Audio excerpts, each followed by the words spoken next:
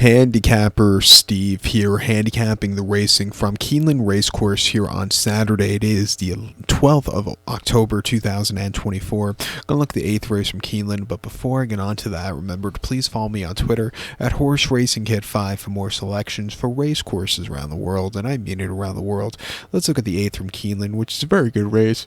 It is the Queen Elizabeth II Challenge Cup. It's a Grade 1 event going for a $750,000 purse race for 3-year-old fillies here.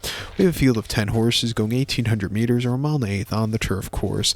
Gonna take a shot with the number 6 horse here, oversubscribed, 6-3-2-10 for me in the superfecta. 6-3-2-10 super, top selection 6 horse, oversubscribed, 3-year-old filly by Too Darn Hot here. Chad Brown trains. Ira Tees Jr. comes in from New York to ride this horse.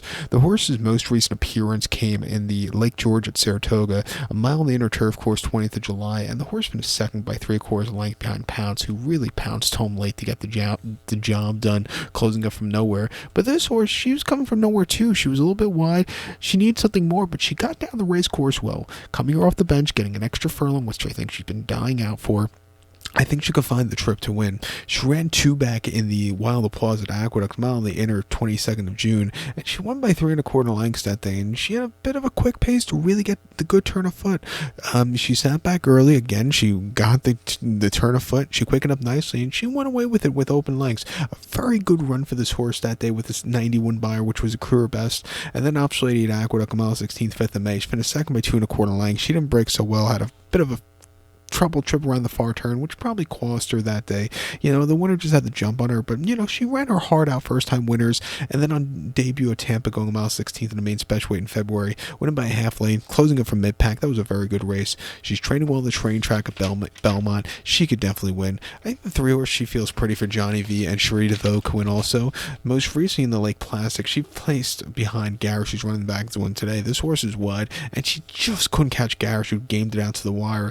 Prior to that, the Belmont Oaks of the mile 3/16 at Aqueduct, she finished third by 3/4 length, and again, she just got caught at the wire. Maybe that mile 3 extra half furlong got to her, but she went on a very boggy going in the Hilltop at Saratoga quite nicely off the bench. Her 2-year-old form last year wasn't bad at all. She's a Grade 1 winner in last year's Natama at Woodbine, came back to run a massive third in last year's Breeders' Cup Juvenile Fillies Turf at Santa Anita from a parking lot post draw. Coming here at 5-2, it wouldn't surprise me. And even the 2 horse Caitlin the Greatness for Kevin O'Tard and Frankie was the winner against the boys in the King's Plate most recently, and had a very massive place in the Woodbine Oaks prior to that from a stupidly wide post draw. Back to turf. Has great hit ability. I think that could do wonders here. At 12-1, let's use this horse in the pick 4.